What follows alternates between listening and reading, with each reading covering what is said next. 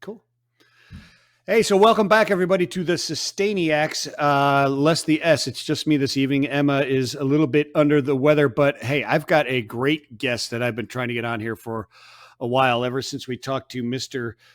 Supply Chain. It is Luke Haverhals, right? Am I pronouncing that right? Haverhals? Yeah, that works. If you're in the Netherlands, you might say Haverhals because it means oat's neck in Dutch. But Oats snack? oat's neck. It Oats was neck. it was Okay. back a long time ago when people were raising horses and riding horses and doing things with horses. Then the equivalent of saying nice car was you have an oat's neck horse. Oh, okay. So Really really good looking stallion or something like that. So Luke, the good-looking stallion Haverhals. And yeah, that was well planted, right? It was founder and CEO of Natural Fiber Welding. We're going to talk about all kinds of stuff, man. I love your posts. I love your when you talk about the holistic approach to development of next generation and materials, et cetera, natural circularity. The whole thing is tremendous. But for everybody out there, what does natural fiber do, Luke? And welcome to the show, by the way, man. It's great to have you It's here. great to be here, and thanks for asking. So here's the best description. Consider all the plastics that are used in the world today, all the synthetic kinds of materials that we have to make clothes, shoes, furniture, car interiors, etc. Yeah. And those materials are sourced, especially in the last 70 or so years, more and more of those materials are sourced from crude oil and from petroleum. And the industry the mechanisms, the infrastructure that makes that possible knows how to convert this finite fossil resource, and then, by the way, it uses a lot of energy to then do these synthetic transmutations that make a myriad of different plastics possible. And there's some people who believe that plastics are inexpensive, they're cheap. In fact, they're not. They're wildly expensive. The global infrastructure is trillions and trillions of dollars, and it was all paid for by the gross margins of diesel fuel, gasoline, jet fuel, things like that.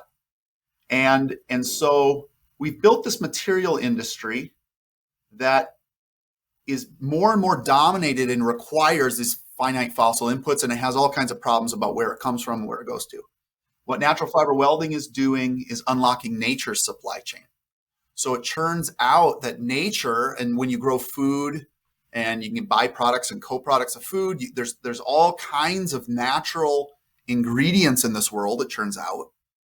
But the natural ingredients were missing one thing in terms of using them as materials. And that's that most of the materials in your life are complex. If you think about the different parts to shoes and things like that, there's different kinds of materials you need, and those materials themselves are complex. What natural fiber welding has figured out how to do is make those materials perform all naturally. So what that means is you can think of it as something like a bakery, where instead of making things you're going to eat, we're going to make things that you're going to wear, but we're going to do it only from natural nutrients. And when you can do profound things like the unless degenerate shoe that's just been launched, and it's all natural. That is a very cool shoe, by the way. It's a very cool shoe, and there's no compromise in the design and the functionality of that shoe, and yet it's all nutrients. So not only does it solve the where it comes from issue, it comes from nutrients, not a finite fossil resource. It comes from photosynthesis. In other words, we're sequestering carbon in the terms of like where did the carbon come from in that shoe. Not only is it non-toxic because there's no synthetic, there's all kinds of, again, I'm PhD in chemistry is my background, but I'll say those people that understand the details of what kinds of chemistries are involved in these synthetics know that there's lots of gremlins in the plasticizing agents and all kinds of things that are used to make plastics moldable and shapeable. What we've been able to do is solve not only the where it comes from, start well, continue well, but also the end well, like circular economy first of all, in order to have an economy, you got to get paid on all points of the circle to have a Sure. real circular Sure. economy. But the second thing is you need to have infrastructure. You need to have a system for circularity to work. Nature is the original circular economy. And so this allows then your shoes, your clothes, etc., to neatly fit into the only truly scalable, low carbon, non-toxic, good for you, good for the planet economy that already exists. So Yeah, if they're not polyester, right? I mean, they got to be, which you're not using polyesters, I that's imagine. right. So polyester is an example of a synthetic Yeah, polymer that primarily comes from petroleum, and then people worry not about. not so good, right? Not so good. Yeah, I mean, it has compromises. I'll say plastics are not evil, and they're a tool. The issue is we have a lot of impact from plastics, both impacts that some people know about, but also more and more scientifically, there's more and more impact. It turns out when people think plastics aren't very costly, there's also this component, which is science is now showing that plastics are actually way more detrimental to ecosystems and environments and things than people first suspected when they started doing it, some number of decades ago. Yeah, yeah. So we're, the issue is basically there are costs that are known, there are costs that are hidden and being discovered. And so there's this consequence to using plastic. And the other thing I'll note is, the world just passed, I think, 8 billion people on the planet. And really a minority of humans on the planet actually get to use plastics like in the normal way that you might say Americans or Europeans may be listening in on this podcast, the way we experience our life. And yet we have all this impact. So imagine when everyone else wants to have a closet full of stuff. That's a great point that I've never considered myself. That's a really, really good point, that even the demand, as much as it is doubling and tripling and just exponentially growing, it's nowhere near its potential as to how big the demand, and with it, as you implied to, the irresponsible use thereof will. That's right. So how did you wind up here, man? Let's get into you just a little bit before we go further with natural welding. I was so enthralled or intrigued by what you guys are doing there at Natural Fiber Welding, and there's so much to unpack there. But what made you go from your PhD, take your PhD from Iowa, your Hawkeye, which is cool. I'm a Big Ten guy myself, Buckeye. All right. So go Big Ten, and take it to Annapolis and then Bradley, and then say, you know what, I'm going to go and found this company in Peoria, Illinois called Natural Fiber Welding. How did that journey happen? It's complicated, but I'll keep it relatively short. My technical background is in chemistry, but really heavy in material science and analytical sciences. So a lot of my background was on making materials and then understanding from an analytical perspective why they are like they are, how they perform like they perform, etc. I went off to the Naval Academy as just a regular civil servant, chemistry professor, and what I wanted to do was work on natural materials, and I was working with this other fabulous researcher. His name's Paul Truelove, and a whole group really around thinking about natural materials and systems. And I started thinking about, what if you could mold and shape natural materials? Because what do plastics do so well? Well, you can mold them and shape them into about anything. But I thought, well, I was actually, another way you could summarize this, I was a chemistry professor and interested in an economics problem. So I had because of my chemistry training, I had an early insight into plastics are actually way more expensive than people think. And again, not just the costs or that you could know if you understood infrastructure things, but also the hidden costs, the costs of toxicity and lack of circularity and things like that.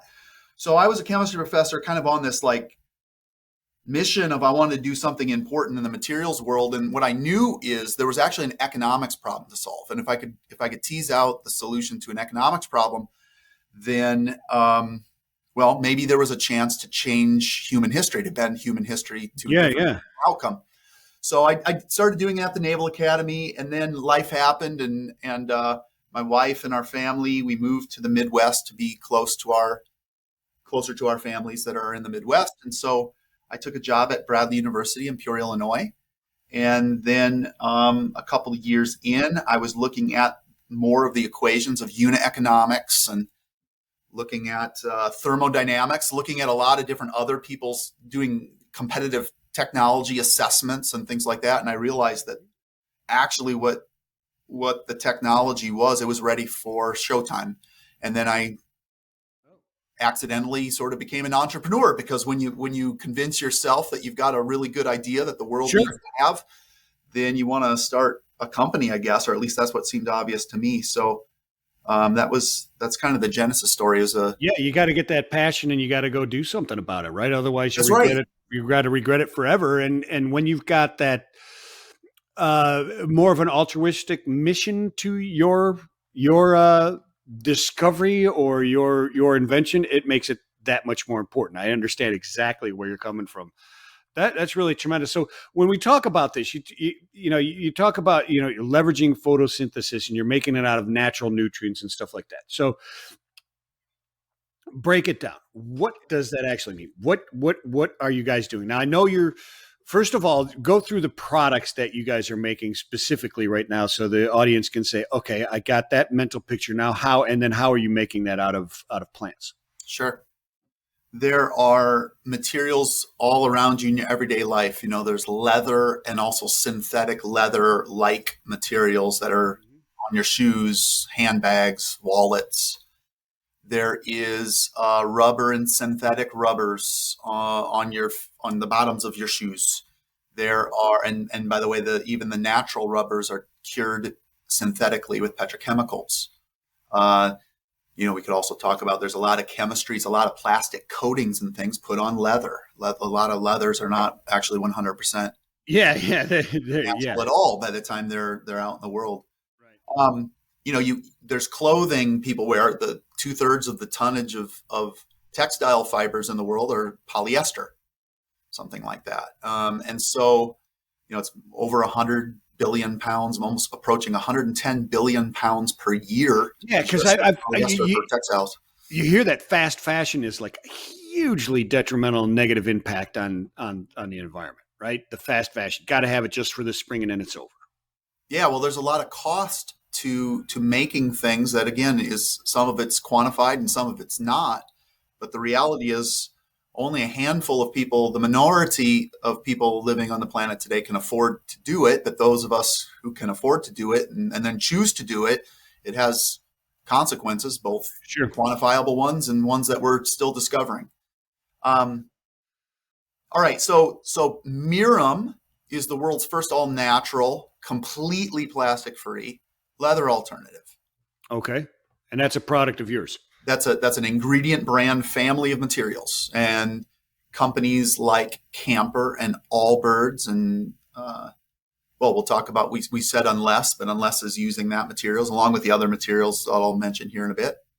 Belroy, Pangaya, Melina Butcher. It's all, here's a handbag, for example, made of an award-winning handbag that's made with Mirum. Wow. And so, okay, so you can.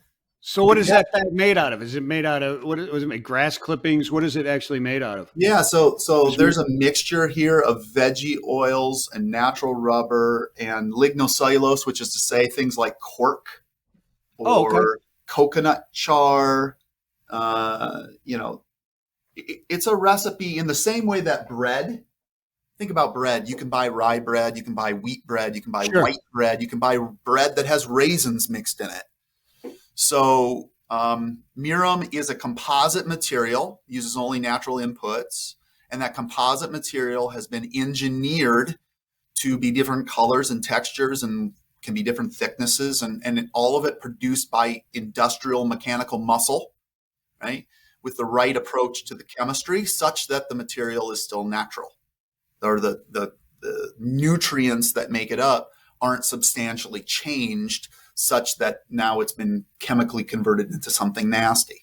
Okay, so all right, now in my mind, what that means to me is that when I look at that bag, although it may look to me like this can't possibly natural, because if somebody sells me a handbag that's natural, I think it's woven out of reeds or something like that, right? Mm. So it looks really fancy.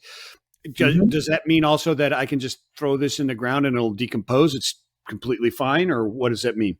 I mean, so you could throw it in the ground. Now let's talk about that for a moment. If let's say you have a big oak tree in your backyard, and let's say you have a windstorm and a big giant branch falls down out of the oak tree. Now an oak tree is completely degradable, can go back to nature. Yeah.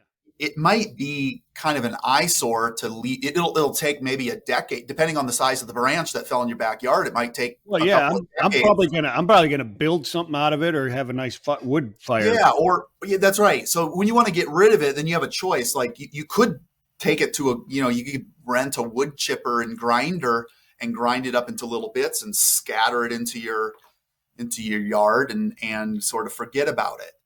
And so take a bag like that. First of all, we would, that this bag has some metal parts and things on it. So you would, Yeah, I see that, but for the most part, the material you're talking about, yeah. yeah. So for the material itself, for what we're doing, it turns out that you can just grind these materials up. There's a lot of people don't also recognize there's a lot of waste in the world. That's the industrial waste. When you're making a bag, Mhm. cutting scrap and things like that. So Oh, sure. Yeah.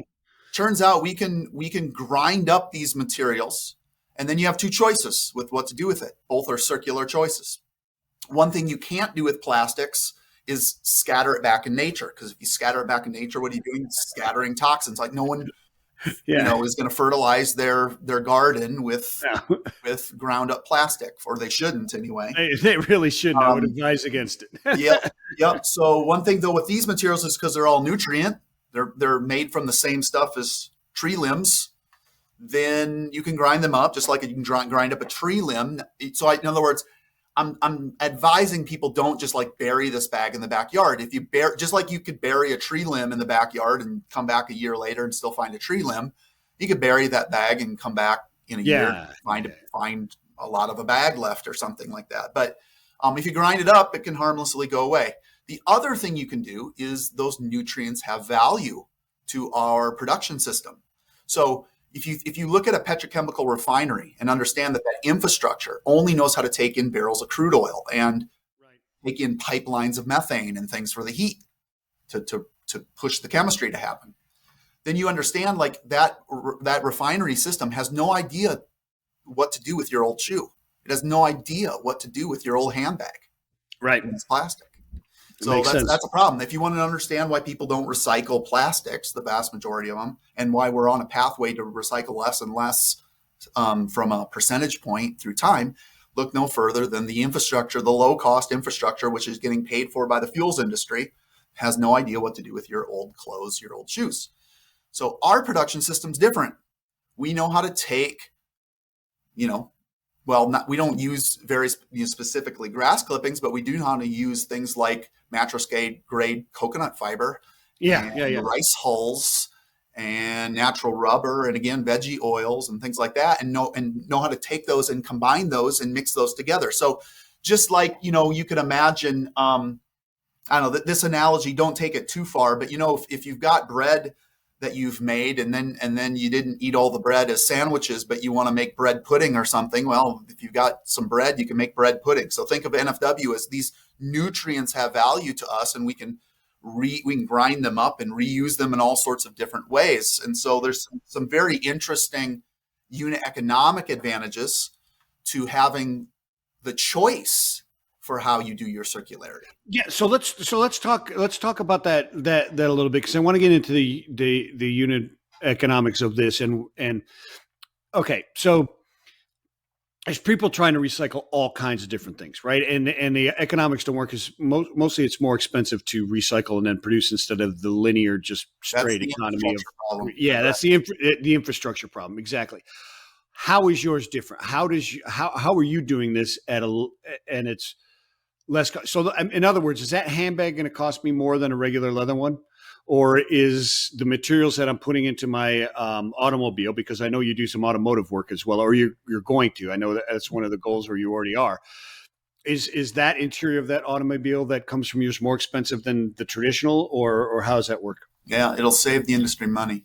Oh, So, wow. so it See, turns that's great. out that even NFW at very small scale compared to what will be 2 years, 3 years, 5 years, 10 years, 20 years from now, we have materials that are going into the main industries that exist today at competitive prices already, which is a Awesome. profound thing. Well, Yeah, that is a very profound thing. the, Absolutely. and it's because the production system intrinsically, again, I was a chemist that wasn't willing to pursue certain types of chemistry approaches if they broke certain rules. So there's two basic rules you can't break in this world if you want to get your product to market and change the world. Okay. So one rule you can't change is the law and break is the laws of thermodynamics. And we could talk more about that, but basically there's a cost. Entropy is a certain kind of a cost in this universe that is unavoidable. And there are some people. So in other words, when you have a shoe and you need to unmix it at the end of its life, let's say, to get and try to capture the polyester bits separate from the polyurethane bits, separate from the EVA foam bits, separate from the rubber bits, separate from the whatever.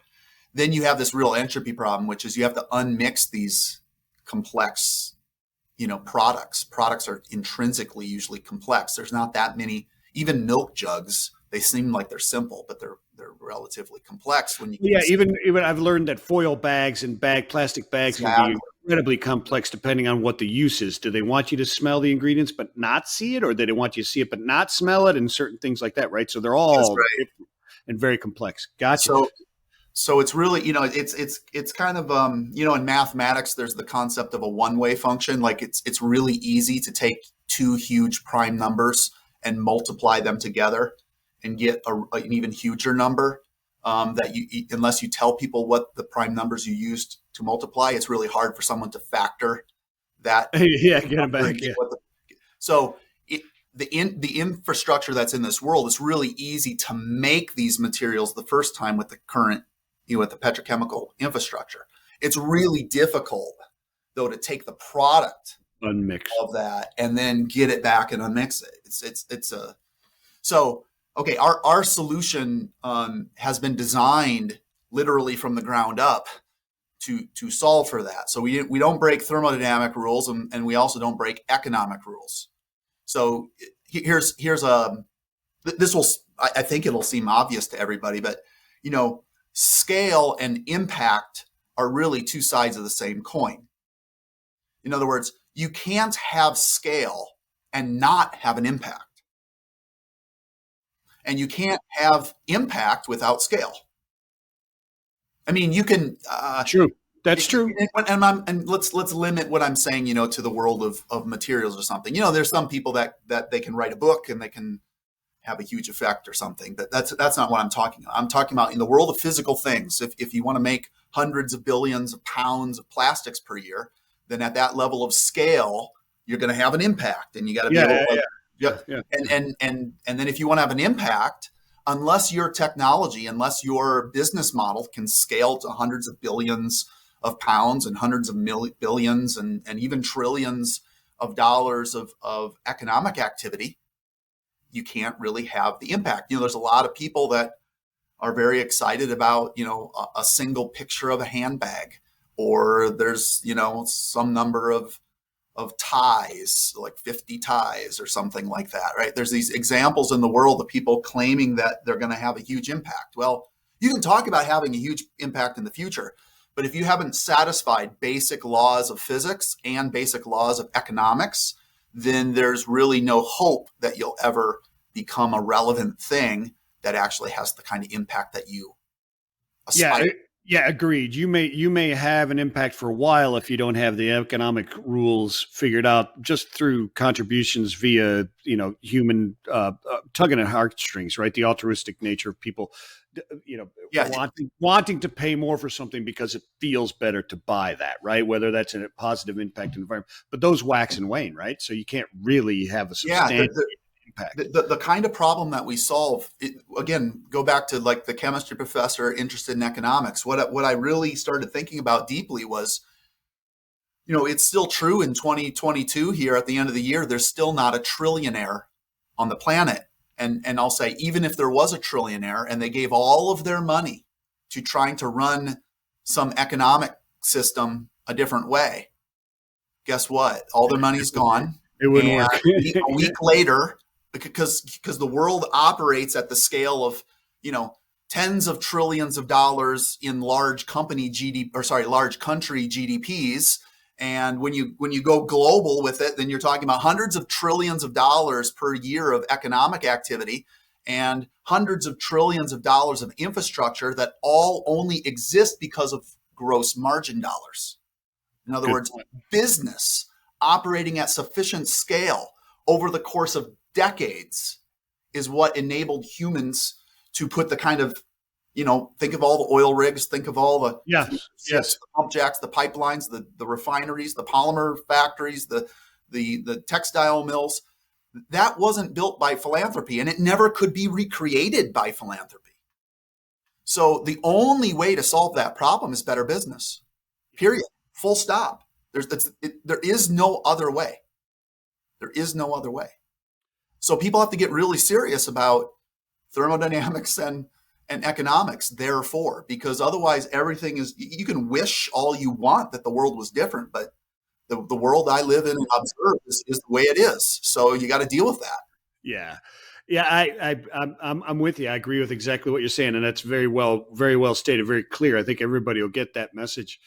When you're talking about your products that are there, the process that you're talking about, it works economically to work these rather than, like you talked about the circularity of the economy, right? Or of plastics, let's say, for example, or whatever. This works much better. It's much more efficient. You know what to do with it. The infrastructure is there. It works better.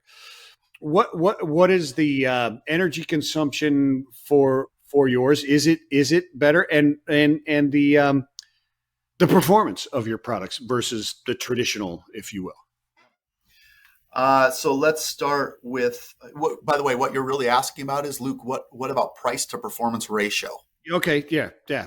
All right. So let's talk about a number of things. First of all, there is, we can take the numerator or the denominator. Let's talk about cost points and things like that. First of all, there's a lot of different materials. I didn't, fully answer before. Mirum, Claris, Pliant, Tunera, those 4 ingredient brands are different types of materials that are now in the world. And they're produced from all natural inputs. And what we didn't have to do was teach the plant how to harvest solar energy, sequester carbon dioxide from the atmosphere. By the way, those robotic, you could think of plants as some sort of like nano robot technology or something that replicates itself. We didn't have to teach it to replicate itself. It's already been done. And what it turns out is more new tonnage of plant matter grows in your average day on Earth than the combined tonnage of all the petrochemicals, plastics produced by people in years. One day blows the doors off of years of economic activity of humans. And it's all sequestered carbon through solar energy. You make a strong argument. Okay. So yes, I get it. What I didn't have to do was, we could say, Elon Musk and Tesla did not invent the electric vehicle. I did not invent, natural fiber welding did not invent nature. Yeah. So, okay. But what we do is leverage what already existed, and the Tesla Roadster was an amazing watershed event in human history in terms of mobility, in terms of what it signaled, because of the leveraging of something that is existent, and then the creation of brand and scale production and all the things around, like bringing that in an impactful way to the market, to the global market. And so NFW, this Unless shoe, for example, is a watershed. It's like the Tesla Roadster of shoes. And it signals this opportunity to, we completely circumvented the sort of normal petrochemical production systems to make something that normally requires all of that stuff. And now you don't need it. And we did it in a way where we did it it's a scalable way. It's a way that you can repeat it and start doing it, not just with a few shoes, but millions and tens of millions and hundreds of millions and ultimately billions of pairs of shoes. And we're doing it. And what we don't do, what natural fiber welding doesn't do, is say that it has a negative impact. There's a lot of people who very falsely claim that they have like carbon negative materials. No, they do not. Yeah. Not by a holistic assessment, because not every, growing plants does have an effect. Like, and by the way, biodiversity matters and lots of other things. So you have to take this very holistic approach to how you. Yeah, that's one of the questions I was going to ask you about is okay, if you start raising all these crops to feed this system and it's adopted worldwide, that could have negative impacts as So well. that's why I shared the stat of how much plant matter grows in a day compared to how much people actually need. Yeah. And then why I also, earlier pointed out it's byproducts, co-products of food. So this is a synergistic thing. It turns out plants are so unbelievably productive and abundant, and by the way, redundant and diverse across all the continents where people live, that you can do this style of manufacturing in a local way that creates local manufacturing, local circularity that you could never get with that more centralized production system and other people's more centralized approach to how they usually think about making products. So it has these really, really wonderful, when you leverage plants in this way and you use that as your ingredients, then you get this synergy of, well, the fact that plants, again, are already invented and everywhere. So, all right, that one part, that's like part A of your question is like, how's it possible? Well, we source these ingredients from existing large scale, because people eat coconuts, there's coconut fiber. Because people eat pineapple, there's pineapple fiber.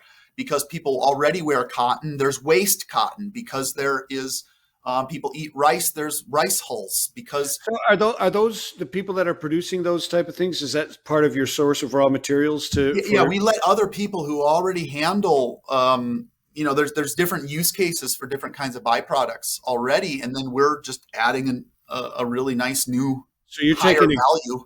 You're taking exhaust waste from other industries in a sense. Inexhaustible waste.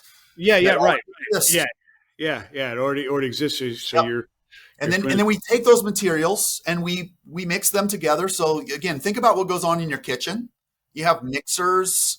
You might like extrude and make spaghetti noodles or something, right? That you might put a sandwich in a panini press when it's all said and done. And so you could imagine with this one common set of infrastructure in your kitchen, you can make a grilled cheese sandwich for yourself. You could also make a 10-course meal if you really know what you're doing. And now let me ask you this: what I can't make are the forks and the plates and so on. Can you do that, or is that something you're working towards? Because what you've mentioned so far, rubber, plastic, we can do high. Are you getting to like? Are you going to make me a cup out of a coconut fiber at some point, or what? The answer is yes. And then there's people we're partnering with on all sorts of consumer packaging sort of things. There's profound things the company will do through time. Gotcha. Yeah, I'm just wondering if that's where, that to me would be the natural. There's your R&D, right? Moving towards that type of thing. Yeah. Yeah. But we're starting with those materials that are close to you. Again, there's this profound thing about when you start a company and you're going to bend global human history for good, then starting with the thing they don't care about so much and they throw it away. They use it once and they throw it away. Like that's don't get me wrong, it's an incredibly important problem to solve. Sure. There's some wonderful people, highly technically competent people trying to work on those problems. That's right. If you've got a technology like this and you want to have the maximum effect the fastest, then better to start with the highest value materials that are closest to people, that are going to build a proclivity to want to be evangelists for your ingredient brand. Yeah, no doubt. And get yourself inside every major brand. There's 1,500 brands right now in NFW CRM. We don't do any advertising or marketing other than like things that you might see me write on LinkedIn because I'm talking to supply chain and I know what issues exist in supply chain, and NFW has legitimate scalable answers. And so we'll respond to that because we have technical abilities that they hear stories from some people. They see something that is a story from NFW, but then when they actually talk to us and ask for samples, and then all of a sudden they're like, oh, this is actually real. Yeah, and I was going to say as well is what you guys are impacting, what you're going after. If you never solve anything else than that is such a massive. It's plenty big. That's right. It's a top 10 company in the world solving just one of these things, let alone 3 or 4 at the same time. But yeah, exactly. Okay, let's get to the other side though of the equation, which is performance, and it's tied also to making it. So again, consider there are chefs in this world that know how to make amazing. You could give 2 people the same common infrastructure and the same pantry, right? We have whole television shows about this nowadays, right? Where people have basically the same pantry, they have the same cooking, but some people are better than others at making the cake. Nailed it or failed it or nailed it or whatever it's called. Yeah, exactly. So, and you know that like those shows are set up so that like there's like parity between the contestants so that there's something interesting. It would be really boring if you put like the absolute most amazing chef you've ever heard of in the world against, I don't know, someone that's not ever, me, made mac and cheese or something once in their life, right? Yeah, right. So, okay, I'll brag, I suppose, or let's say a fact. Like we're towards the end of like being unbelievably good chefs at what we do. There's lots of intellectual property and lots of, we're highly technically competent at what we do. Yeah. And so we know how to use very low cost, abundant infrastructure to build a kitchen. And we built a kitchen basically, or you could say there's infrastructure that constitutes a new kind of a kitchen that allows you to do leather-like materials that when they need to flex 100,000 times, let's say for a casual shoe, then not only can we do 100,000, we can do many hundreds of thousands, millions of cycles. Because here's the other thing. Nature actually provides higher performing materials than humans could ever produce, turns out. Because nature has spent how much time trying to solve how many different kinds of problems? And so it's had to develop a long list of different kinds of ways of using, sugars and amino acids and all kinds of things to produce materials that perform in extreme environments. And so we can take advantage of all that, put together and use biomimicry, basically, put together recipes that take advantage of the best of natural rubber with the best of, what a lignocellulosic filler can do, and then lets us tune the recipe so it performs. So, consider that rubber is such a tough polymer. It can be the tire of your car. It can be abrading against asphalt all day long while you drive down the interstate. And when you mix something like that with, that wood is more durable than your own skin. If you've ever like ran up against a tree, then you know what from an abrasion perspective. Yeah. So guess what? Like, there's lots of people trying to either produce certain kinds of materials or whatever. In the world of soft materials, I'll say there's always like certain kinds of design, this for that kinds of constraints that and trade-offs. But what it means though is because nature has this huge diversity of different kinds of available materials, when you have the right know-how, then you can pick, just again, think of the chef. We're going to pick this base flour. We're going to put it with this base stock soup. We're going to accentuate it all with these kinds of, herbs and spices. And we're going to make you this kind of dish. Or, your taste is something different. Well, let's hold the chili powder and let's put, let's do it a different way. And so you end up with an unbelievably tunable system that lets you hit all the performance specs of not just one industry, but a variety of industries. Yeah.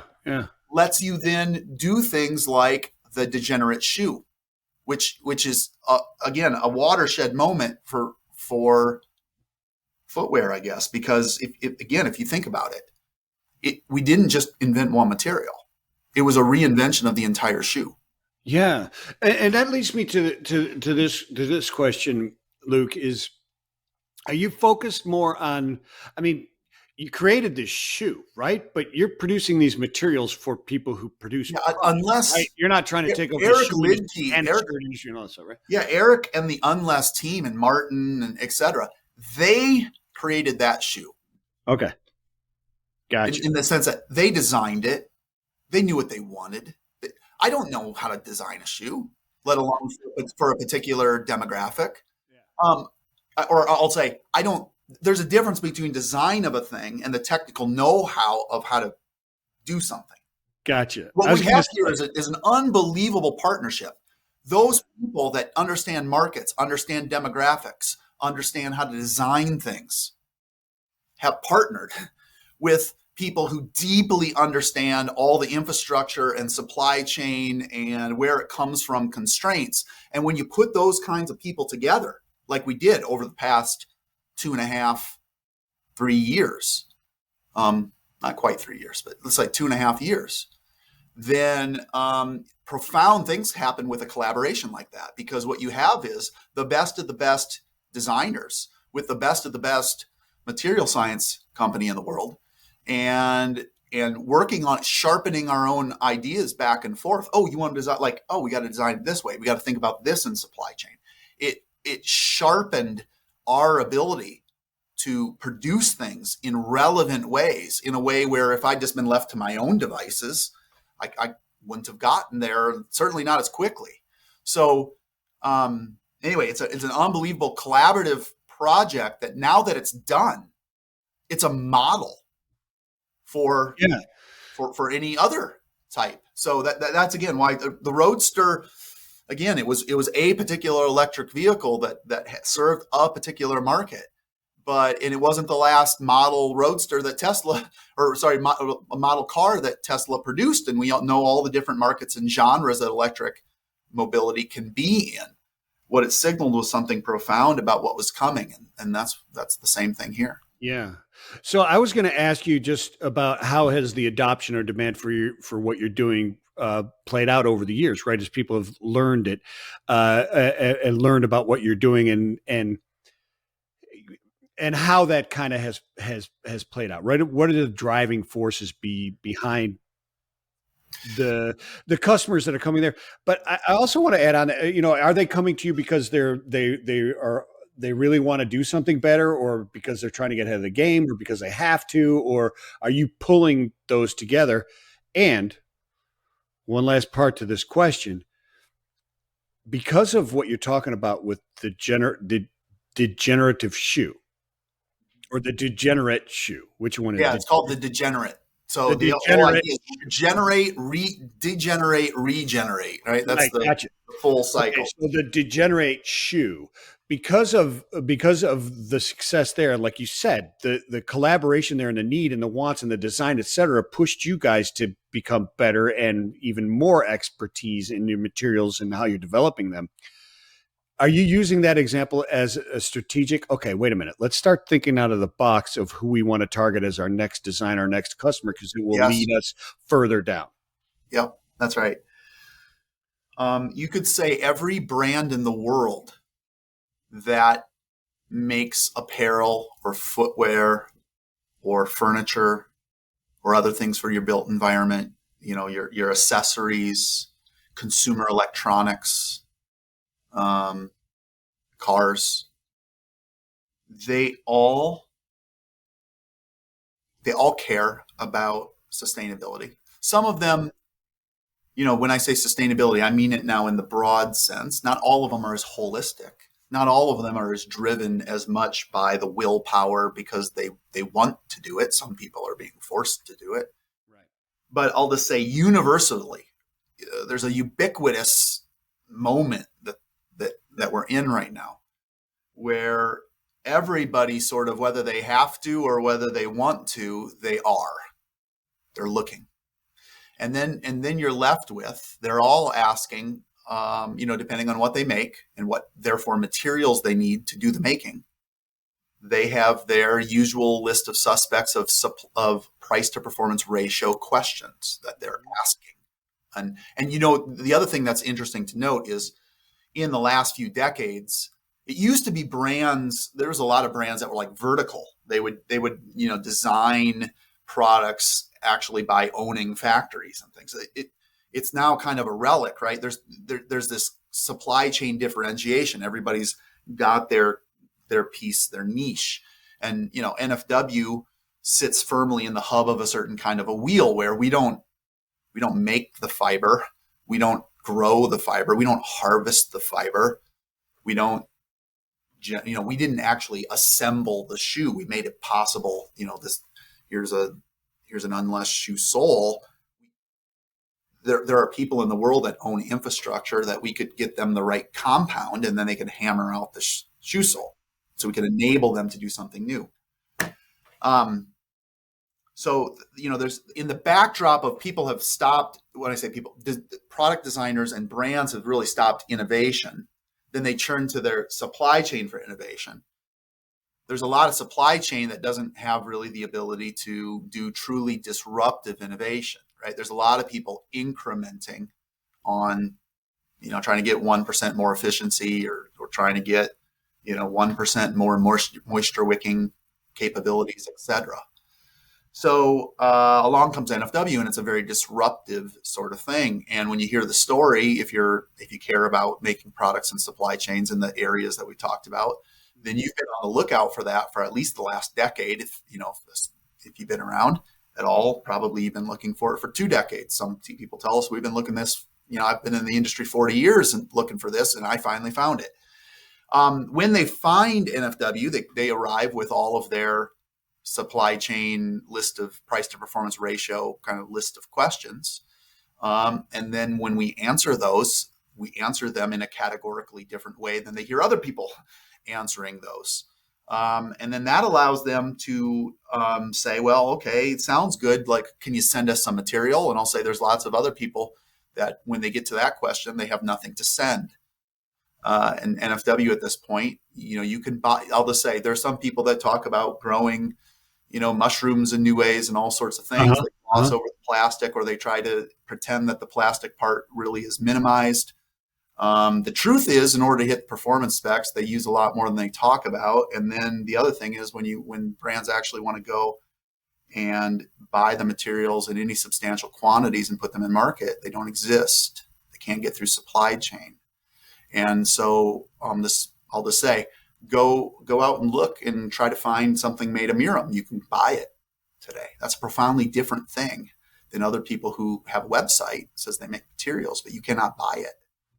Yeah. And also when you look at the ratios of how much money some people are spending to build their infrastructure and how little production they'll get for the amount of money they're spending versus, again, there's numbers you can find about how much money NFW's brought in and how unbelievably efficient we are, or we must be in order to get these products in market at getting our infrastructure to do what's necessary to get into market. So there's a really profound thing about innovation there, which is that if you have the right idea, if you really truly have the right idea that truly satisfies laws of thermodynamics, laws of economics things, I guess one of the litmus tests is you'll be able to get your product to market in an efficient way.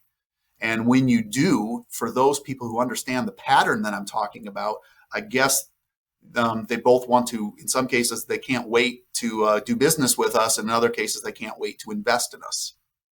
Gotcha. It's a pretty profound thing to have that pattern in a world that previously, for decades, has never had that pattern, even though people have thrown billions and billions of dollars at trying to solve it. But we did. Right. So just a couple more questions here, and these are more broadly based on your own thought process and your thoughts on the need for collaboration and the need for the world and all the different societies within the world really to come together and make a positive impact. We need a positive impact to happen, and we can't wait for the next decade to make that happen, right? We're there. It has to start happening now. You talk about education being the foundation for disruptive innovation, and you also talk about radical transparency and the democratization of data, which I totally get and totally understand, and I'm 100% in your camp and your thoughts on that. Is the big inhibitors to progress in sustainability and green and working with these type of things, is it typically ignorance? And is there, or was there, a malicious concealment of truths and abilities? Yeah, there's really 2 types of ignorance. Right. there's ignorance, and then there's willful ignorance. Yeah, and that's part of it too. The kind of the lazy acceptance that someone else is going to take care of it, right? I Yeah, just yeah, we have a real issue right now, which is everybody's like shining their special light into the world, onto the internet, and saying, "Look at me, I'm special." yeah, yeah, And yeah, yeah. my thing is special. But then when you actually dig into the details, like the holistic details of many of these things, what you find is a lot of dark nooks and crannies that people don't want to talk about. Agreed. So the way the way I view it is NFW, when I say like we're setting the gold standard for this, is we don't have hidden nooks and crannies. Um, if if there's a prop, but by the way, we're not perfect. Like there's all kinds of like sourcing things for a company like ours to work on through time. Like we do our absolute best right now, making sure that we source the materials from the right reputable sources that have the right information behind what we're getting. But we haven't been to every farm yet. We haven't been. So there's this very interesting thing with other people have already invented technology where you can get third party non corruptible ledgers, otherwise is blockchain and things like that, and you can get your supply chain when you ask them the right questions, the thoughtful questions, the thought provoking ones, where you honestly just want to do the best job that you can. Generally, other people, well, if they want to do business with a company like NFW anyway, then they'll answer with a whole bunch of information. And then what happens is we win bigger together, because when NFW is in the hub of the wheel with all of this organized information, in the end, that the brand, not only do they want a material that performs in their shoe, let's say, but then it's important to be able to deliver the customer story about where that came from, where it goes to, how it was done well. That information and the proof of the validity of that information is as important as the material itself. Right? I mean, Yeah.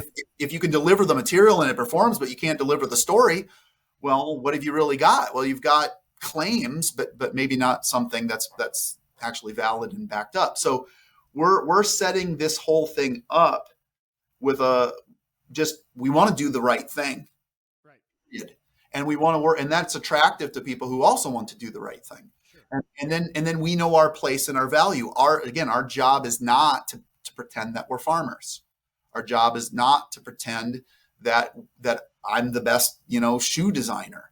There's all kinds of people that have their own value, and NFW is in the middle of this thing, like harvesting information and getting materials and doing all the necessary technically competent work. We're trying to, we're not the world's experts on everything, so we have our own ignorance to overcome too. But instead of being willfully so, and it's I don't want to talk about that because then I might have to be accountable to that. Yeah, we yeah, go off and we go and learn about it. What we want to do is understand what the problem is so that we can deal with that problem. yeah. And so we're out just in the world, like doing that stuff in a highly efficient, fast way with a model that is protected in a whole bunch of ways, Yeah. including, by the way, by our philosophical approach, you could say. So anyway, we spend a lot of time talking about the fidelity of our data, the precision and the accuracy. I spend a lot of time reading other people's web pages, looking at technical definitions of words, making sure that we really do the best job that we can to be truthful. We want to put our bright, shiny light into the world and say, "Look at us, we're special too." Sure. Well, you want to inspire others, right? But we want to do it in a highly technically competent way that lets people make informed choices. And I'm very confident that the more people in the world that get informed about, again, the gold standard we're setting, the more people in this world will want to do business our way. And then that's the way you change the world. Amen. From your lips to God's ears. Let me ask you this last one final question. And I think I already know the answer, but let me just ask it anyways, right? So I obviously have been stalking you on LinkedIn, and because once I read one of your first posts, I was like, okay, I got to read all of his posts because they are quite insightful and thought provoking, I should say, and they're excellent. But you said we can start by noting that there are no silver bullets, but there are strong themes and strategies, right? And Mhm. it's kind of out of context from it, but you get the point of what that statement is leaning towards. And also, you rightfully say that NFW is focused on solving the correct economic problems to deliver global scale through business designed to be genuinely good, not merely incrementally less bad. I love that statement as well. Some may seem, and I've asked others this question of where is that balance? Because they seem to say two different things almost, right?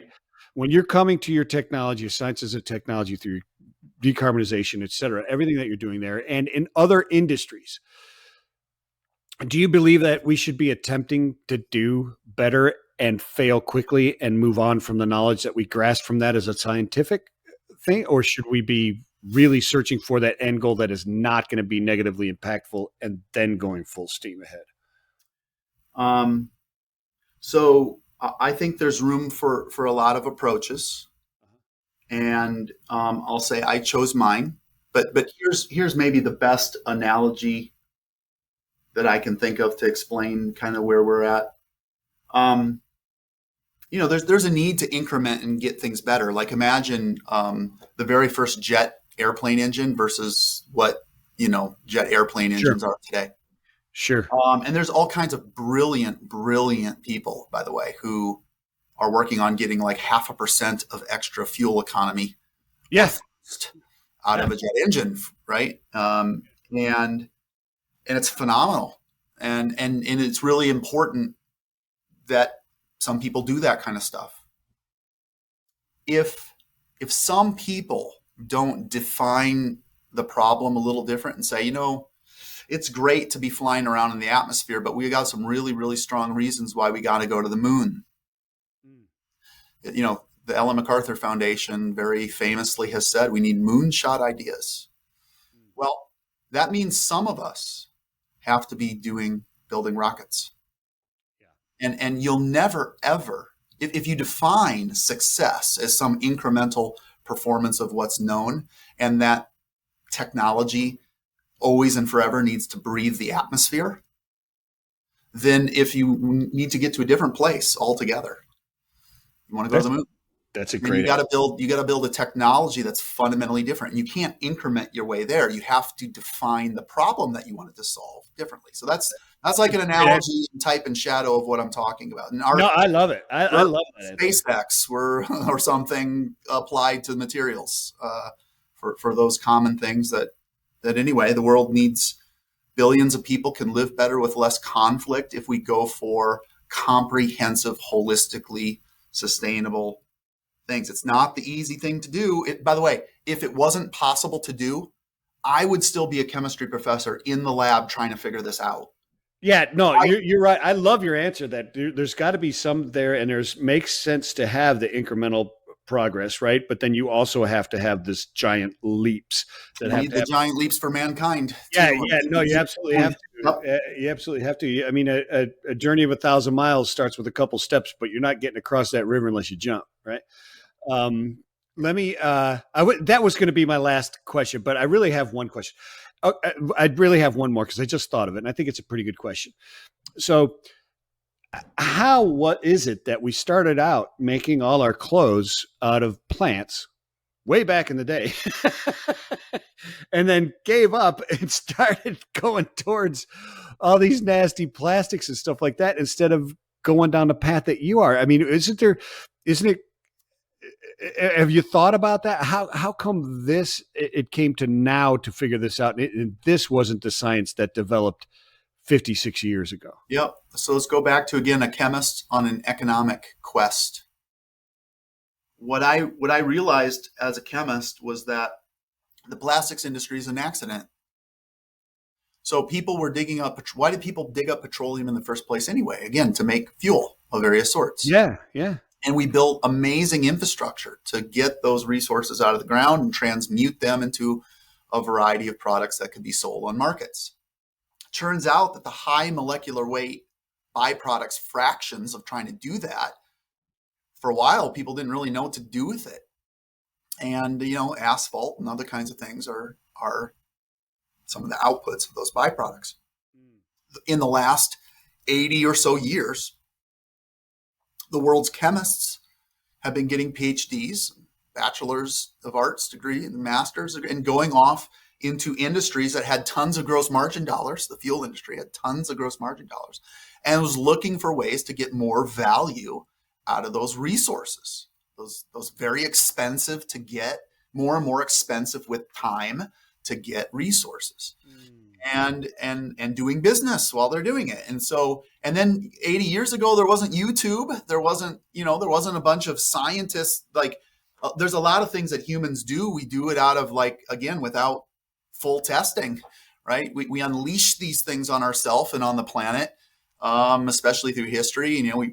Humans sort of pretend that now we're so much smarter. The truth is we keep doing this stuff over and over and over again. We're not such good students of history a lot of times. But the point is, there was a lot of economic activity that was looking to add value to materials that we had, and so people did.